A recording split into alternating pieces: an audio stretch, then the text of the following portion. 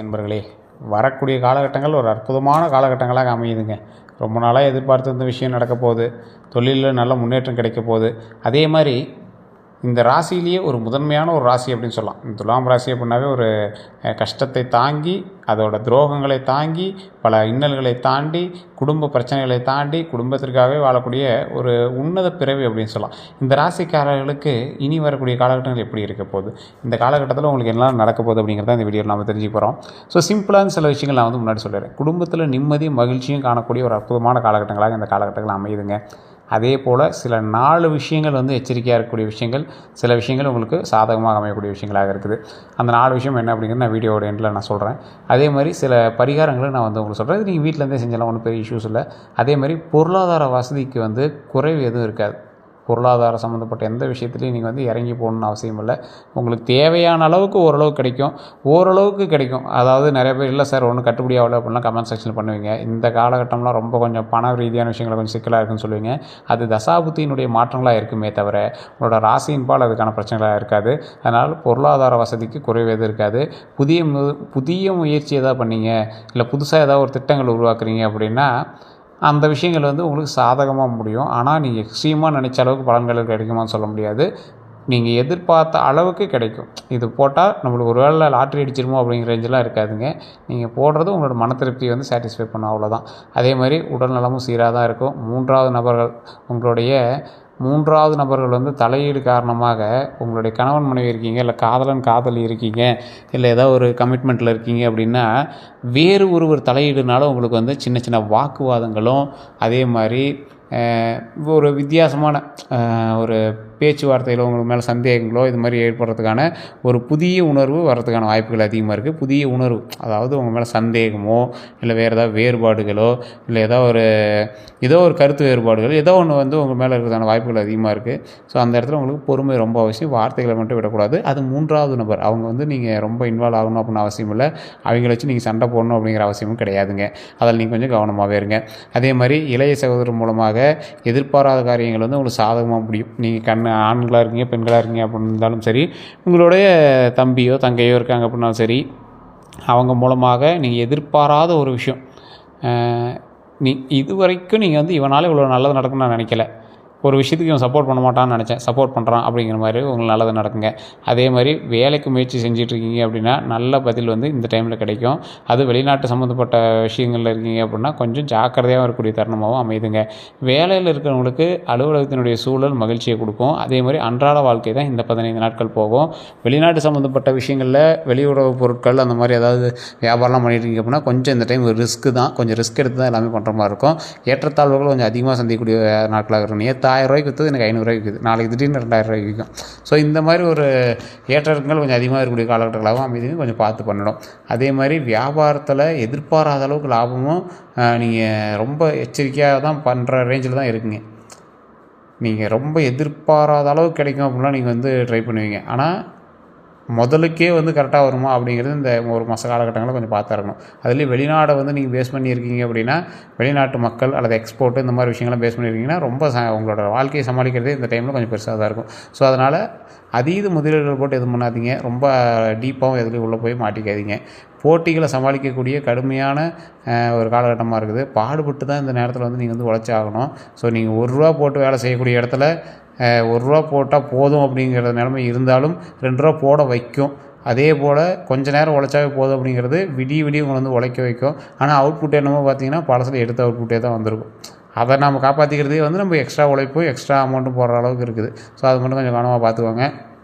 அதே போல் புதிய முயற்சி எதாவது பண்ணணும் அப்படின்னு நினைக்கிறீங்கன்னா இப்போ தயவு செஞ்சு வேண்டாம். இந்த 1 மாத காலமோ இல்லை 15 நாட்களோ கொஞ்சம் எச்சரிக்கையாக இருக்கிறது நல்லது. நீங்கள் மட்டும் கிடையாது, உங்களை சார்ந்த நபர்களும் உங்களோட ஃபேமிலியில் இருக்கிற நபர்களும் புதிய ஒரு வியாபாரத்தில் இருக்கிறீங்க அப்படின்னா கண்டிப்பாக ஒரு 2-3 மாதம் கொஞ்சம் பொறுமையாக தான் இருந்தாங்க. அதில் இந்த ஃபஸ்ட்டு மாதம் கொஞ்சம் பார்த்தே இருங்க. அதே மாதிரி இன்னொரு விஷயம் என்ன அப்படின்னா, சில சலுகைகள் வந்து உங்களுக்கு கிடைக்கிறதுக்கான வாய்ப்புகள் இருந்தாலும், உங்களுடைய ஆஃபீஸ்லேயோ இல்லை தொழிலையோ இல்லை வியாபாரத்துலையோ ஒரு சலுகைகள் தர மாதிரி இருந்தாலும் அது வந்து எலிக்கு இந்த வடையை வச்சு பிடிப்பாங்கள்ல, அந்த மாதிரி தான். ஸோ உங்களுக்கு ஆசையை காட்டி மாட்டி விட்ருவாங்க. இந்த டைம் வந்து கொஞ்சம் எச்சரிக்கையாகவே இருங்க. அதை மட்டும் கொஞ்சம் புதிய முயற்சியோ இல்லை புதுசாக டெஸ்ட் பண்ணி பார்க்கலாம் அப்படிங்கிறதுல இந்த டைமில் தேவையில்லை. அதாவது அன்றாட வாழ்க்கை காசு இருந்தால் தானே அடுத்த ஸ்டெப்புக்கு போய் பார்க்க முடியும் அப்படிங்கிற ரேஞ்சில் தான் நீங்கள் இருக்கீங்க. அன்றாட வாழ்க்கையை ஃபஸ்ட்டு பாருங்கள், அடுத்தது வந்து மற்ற ஸ்டெப்பை வந்து பார்த்துக்கலாம். அதே மாதிரி குடும்பத்தை நிர்வகிக்கக்கூடிய பெண்கள் ரொம்ப மகிழ்ச்சியாக இருக்கக்கூடிய ஒரு காலகட்டமாக இருக்க போகுது. ஏன்னா கணவன் மனைவியெல்லாம் வந்து சேர்ந்துருப்பீங்க, அதெல்லாம் கொஞ்சம் பார்த்துருக்கலாம். அதனால் ஒன்றும் பிரச்சனைலாம் கிடையாது. அலுவலகத்துக்கு செல்லக்கூடிய பெண்களுக்கெல்லாம் பதவி உயர்வு வந்து கண்டிப்பாக கிடைக்கும், ஊதிய உயர்வும் கண்டிப்பாக கிடைக்குது. ஸோ அதனால் அந்த விஷயத்தில் நீங்கள் வந்து கவலைப்பட தேவையில்லை. நல்ல ஒரு இம்ப்ரூவ்மெண்ட்டான ஒரு காலகட்டத்தில் தான் இருக்குது.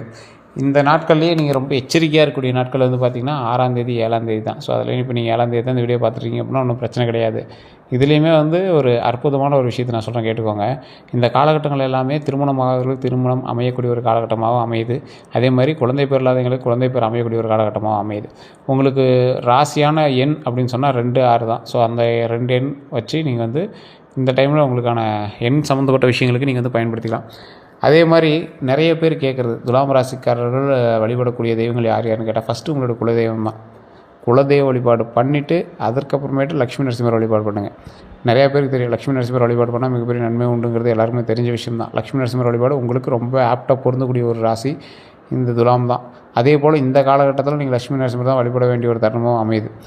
அதே மாதிரி இந்த ராசிக்காரர்களுக்கு சில கஷ்டங்களை சமாளிக்கணும் அப்படிங்கிறத விட இது என்ன பண்ணால் நம்ம சால்வ் ஆகும் அப்படிங்கிறத நிறைய பேர் கேட்பீங்க. அப்படி ஒரு பரிகாரம் உங்களுக்கு வேணும் அப்படின்னா தினமும் காலையில் வீட்டு பூஜை அறையில் தீபம் ஏற்றி எப்போவுமே ஒரு முக்கியமான மந்திரத்தை சொல்லணும். அது ரொம்பவே நல்லது.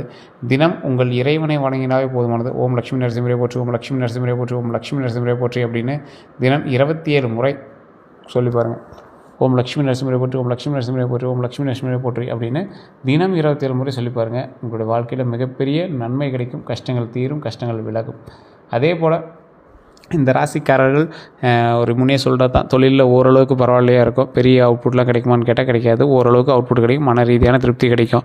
நீங்கள் எதில் எச்சரிக்கையாக இருக்கணும் அப்படின்னா பத்திரம் சம்மந்தப்பட்ட விஷயங்கள், வேறு ஒரு கரையான் கொடுக்கக்கூடிய ஒரு விஷயங்கள், தொழில் சார்ந்த விஷயங்களில் மற்றவங்களுக்காக ஏதாவது ஹெல்ப் பண்ணுறீங்க அப்படின்னா அந்த விஷயத்தில் எச்சரிக்கையாக இருக்கணும். ஸோ இது போல் பல விஷயங்களில் நீங்கள் வந்து எச்சரிக்கையாக தான் இருக்கணும். வண்டி வாகனத்தில் ரொம்ப கவனமாக இருக்கணும். வண்டி வாகனம் சம்மந்தப்பட்ட விஷயங்கள், காது சம்மந்தப்பட்ட விஷயங்கள், கண் சம்மந்தப்பட்ட விஷயங்களை கொஞ்சம் கவனமாக இருக்கணும். வயிறு சம்மந்தப்பட்ட விஷயங்கள். ஸோ இதில் காது சம்மந்தப்பட்ட விஷயங்கள், கண் சம்மந்தப்பட்ட விஷயங்கள், வாய் சம்மந்தப்பட்ட விஷயங்களை கொஞ்சம் அதிகமாக எச்சரிக்கையாக, இஎன்டி சம்மந்தப்பட்ட விஷயம். ஸோ அதெல்லாம் நீங்கள் கொஞ்சம் ரொம்ப எச்சரிக்கையாக இருக்கக்கூடிய காலகட்டத்தில் தான் நீங்கள் வந்திருக்கீங்க. தொழில் நல்லா போகுங்க. தொழிலில் நினச்சி நீங்கள் வந்து கவலைப்பட தேவையில்ல. உடல் ஆரோக்கியத்தில் கவனத்தை செலுத்துங்க. தொழில் ரொம்ப பெரிய அவுட்புட் கொடுக்கல அப்படின்னாலும் உங்களை வந்து ரொம்ப ஆட்டி வைக்கிற அளவுக்குலாம் இருக்காது. அன்றாட ஒரு மூமெண்ட்டை கொடுக்க ஆரம்பிச்சிடும். அதுக்கு நீங்கள் சோர்ந்து உட்காந்துடாதீங்க. ஏன்னா அடுத்து இந்த டைம் முடிஞ்சோடனே அடுத்து உங்களுக்கு வந்து சக்ஸஸ்க்கான வழிகள் இருக்குது. அந்த வழியில் நம்ம போய் பிரயாணம் பண்ணால் தான் தொழிலுக்கான சந்தோஷமோ இல்லை எதுவுமே வந்து நம்மளுக்கு கிடைக்க ஆரம்பிக்கும். ஸோ அதனால் நீங்கள் வந்து கொஞ்சம் எச்சரிக்கையாக, பொறுமையாக, நிதானமாக பண்ணுங்கள்.